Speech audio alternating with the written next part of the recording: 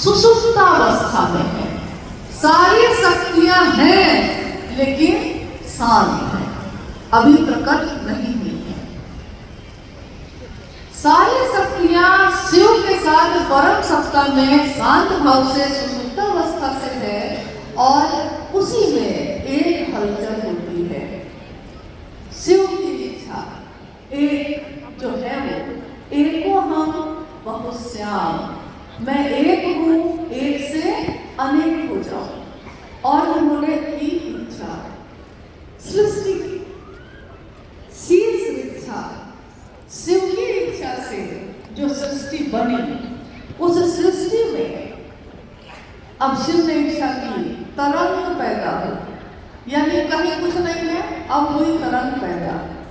तरंग जो पैदा हुई तो उसमें हमेशा ओम और नमः शिवाय की व्याख्या साहब ने जब भी की तो उन्होंने जो उसकी व्याख्या की है उसमें उन्होंने कहा है कि जैसे ही वो तरंग पैदा हुई, ध्वनि जो तरंगों के साथ ध्वनि जो सुनाई दी, जो प्रकट हुई, उस ध्वनि की आवाज थी आ ओ मा।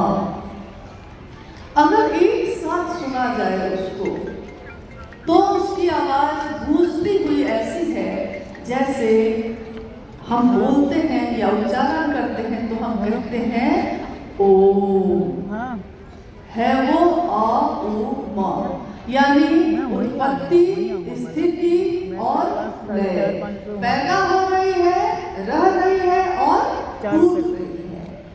अब उस सृष्टि में जो तरंग पैदा हुई है और उसमें जो आवाज हुई, इच्छा जो हुई है और सृष्टि बनी है, इसके बीच के अंतराल में ये आवाज है, ये ध्वनि है। इसीलिए ओम को कहा जाता है ध्वनि, यानी प्रणव मंत्र है वो। और सृष्टि जैसे ही बनी, अब बना आकाश, फिर बनी हवा,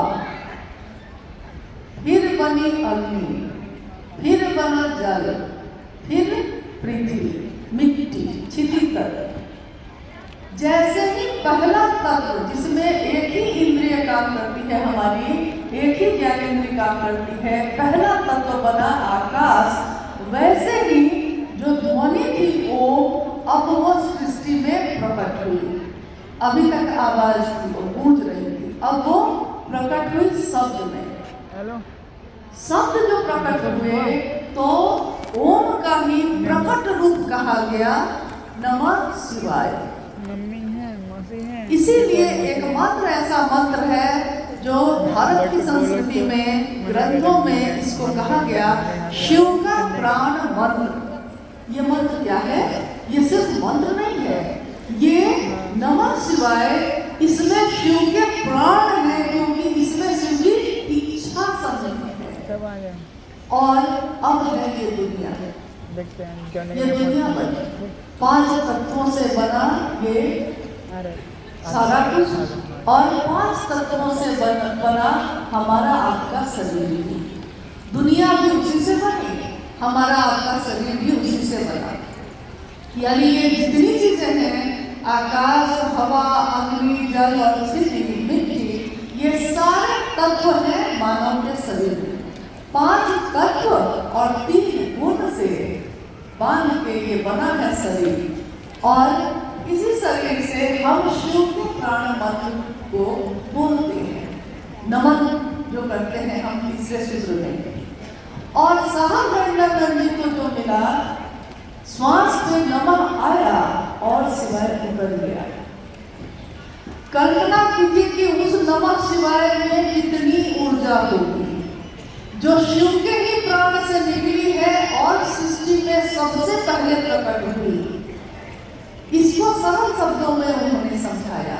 उन्होंने कहा कि आपने कहानी सुनी होगी कि दक्ष का यज्ञ हुआ, उस यज्ञ में कहानी है, लेकिन कहानियां भी हम बहुत कुछ सीखते हैं उससे। कुछ सच्चाई है, कुछ कल्पना है, लेकिन उसमें है क्या कि दक्ष का यज्ञ हुआ, विध्वंस करने का आदेश शिव के तरफ से मिल गया, क्योंकि सती उसमें अग्नि में कूद गई। तो उन्होंने कहा कि दक्ष के यज्ञ को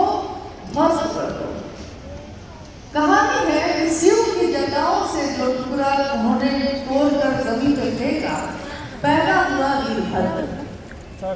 साहब ने पूछा कि बताइए शिव से जो पैदा हुआ सबसे पहले क्या करेगा? जो शिव से भी पैदा होगा वो सबसे पहले क्या करेगा? ये प्रश्न आपके लिए।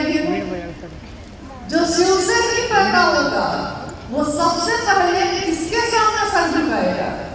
किसको प्रणाम करेगा? शिव को प्रणाम करेगा। जैसे वीरभद्र ने सबसे पहले प्रणाम करके तब कहा क्या आदेश है? साहब ने कहा कि जो सृष्टि बनी उसने सबसे पहले जिसमें नमः शिवाय बना शिव को प्रणाम किया। शिव की इच्छा से बनी ये दुनिया, यानी इस दुनिया के कण कण में शिव है, शिव की इच्छा है। कहते हैं कि इतनी ऊर्जा है उस शिव में कि सबसे निचला तत्व जो है क्षिति यानी मिट्टी, जो सबसे मोटा कह सकते हैं आप, सूक्ष्म सबसे हो गया आकाश, और सबसे स्थूल यानी एक ऐसी चीज, एक ऐसा तत्व जिसको हम छू सकते हैं, जिसको हम स्वाद ले सकते हैं, जिसको हम सूंघ सकते हैं, देख सकते हैं, यानी पांचों ज्ञानेंद्रियां मेरा जिस पे काम करती हैं, सबसे स्थूल है मिट्टी। मिट्टी में कहा गया कि अगर इसकी ऊर्जा निकाली जाए तो उस मिट्टी के एक परत में, एक कण में कितनी ऊर्जा है? करोड़ों बिजलियों की चमक जैसी ऊर्जा है। एक बिजली गिरती है कहीं तो सब कुछ राख हो जाता है, और करोड़ों बिजलियां अगर एक साथ कहीं गिर गई तो धरती बचेगी। करोड़ों बिजलियों की ताकत है क्षिति तत्व में, तो समझ जाइए कि उससे स्थूल जल में कितनी ताकत होगी, क्योंकि उसी पानी से बिजली बनती है। ये जो जल रहा है कितनी ताकत है उस पानी में कि जो चाहते हैं इंसान आज बना ले रहा है उससे। अग्नि में कितनी ताकत होगी, क्योंकि और सूक्ष्म होता जा रहा है। हवा में कितनी होगी, आकाश में कितनी होगी, और इस सबसे ऊपर उस महादेव में कितनी होगी।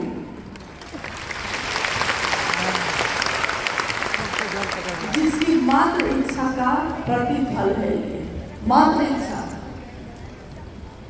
कहा जाता है उस महादेव को अगर हम लाख योनियां हमारी बीत जाए, हम देखना चाहें तो महादेव को देख भी नहीं सके, महसूस भी नहीं कर सके, लेकिन असीम ऊर्जा, अनंत ऊर्जा, ऊर्जा के अक्षय स्रोत शिव को साहब हरिंद्रानंद ने, शिव के शिष्य ने हमारे आपके जैसे अति सामान्य लोगों के दिलों में पहुंचा दिया।